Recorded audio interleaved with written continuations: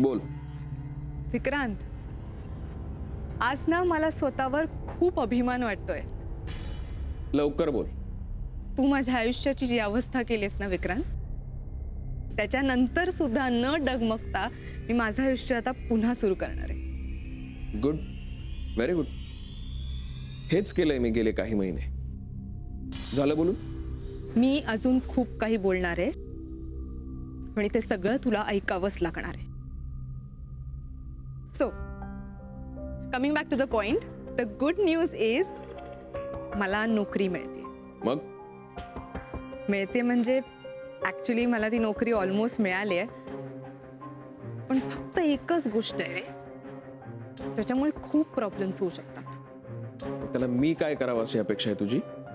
कसं आहे ना विक्रांत, मी ना त्या प्रोफाईलमध्ये एकदम फिट बसते, पण मध्ये येत आहे ना ते फक्त स्टेटस.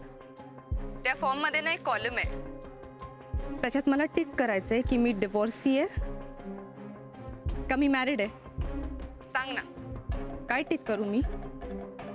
मी काय सांगू तुला? मी काय सांगू म्हणजे? अरे मला कंपनीला उत्तर द्यावंच लागणार आहे ना की माझा डिवोर्स झाला आहे का मी अजूनही विवाहित आहे. सो प्लीज सांग ना, काय सांगू मी त्यांना? कारण डिवोर्स तर फक्त तुलाच हवाय ना, मला अजिबातच डिवोर्स नकोय. आणि तुझ्या एका उत्तरावर माझं पूर्ण भविष्य अवलंबून आहे. सो प्लीज सांग. मोनिका, मी काय सांगू? हे बघ, मला जे हवं होतं त्यासाठी मी पावलं उचलली. तुझा डिसिजन तू घे, कळलं? तुझ्या एका डिसिजनवर माझं पूर्ण भविष्य अवलंबून आहे विक्रांत. नाहीतर एक काम कर ना, मला इकडे जी सॅलरी ऑफर होतीये तेवढी तू मला दे दर महिना. काय? विक्रांत, दे ना उत्तर. तुझ्या एका डिसिजनवर माझं भविष्य अवलंबून आहे ना. काय लिहू मी त्या फॉर्मवर? ते मी काही सांगितल्याने फरक पडणार आहे का? काय फरक पडणार आहे? जर मी मॅरिड लिहिलं ना तर कदाचित मला ही नोकरी मिळू शकते, पण जर मी लिहिलं की मी डिवोर्सी आहे तर कदाचित मला ही नोकरी नाही मिळणार. हा फरक पडणार. मोनिका, हे बघ, असं कसं होईल? तू लिही ना काही. तुला तुला काय लिहायचंय ते लिही. ओके? मी का रिस्क घेऊ? त्यापेक्षा तू सांग ना मला. तुला एक सांगू विक्रांत, दोन्हीकडून ना खरं तर माझाच फायदा आहे रे. I will explain how. जर मी लिहिलं की मी डिवोर्सी आहे तर कदाचित मला ही नोकरी नाही मिळणार, पण मला माझ्या मुलीची कस्टडी मिळेल ना, म्हणजेच तुझ्या ईशाची.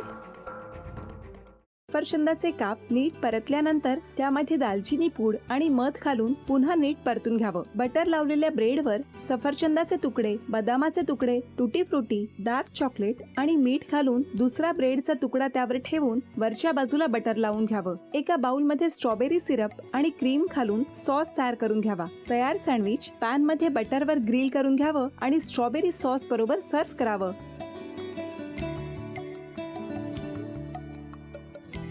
हे जेव्हा बोलत होते तेव्हा मी बघत होतो की या दोघांनी स्वतःचा संसार उभा केलाच, पण स्वतःच्या संसाराबरोबर अनेकांच्या आयुष्यात आनंद निर्माण केला. तो आनंद महत्त्वाचा.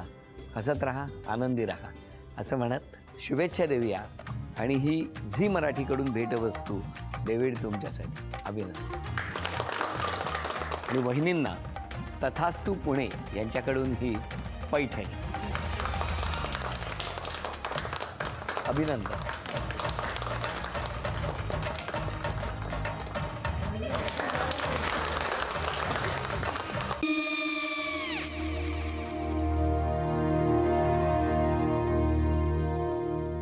काय गो?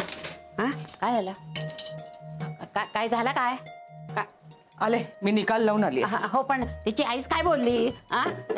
तिला वाटलं का सगळ्या निशाने आपल्या चुका कबूल केल्या का? आई, मी चांगलं सुनावून आली आहे.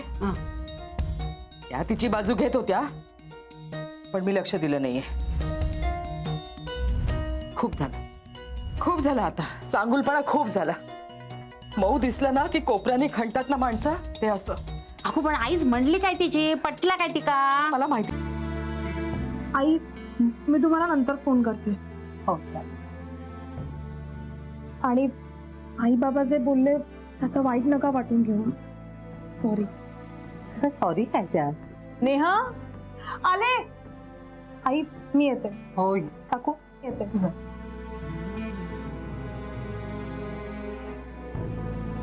सावकाश जाग. हो हो. मग काय काकू, कधी उडवता लग्नाचा बार? बघूया.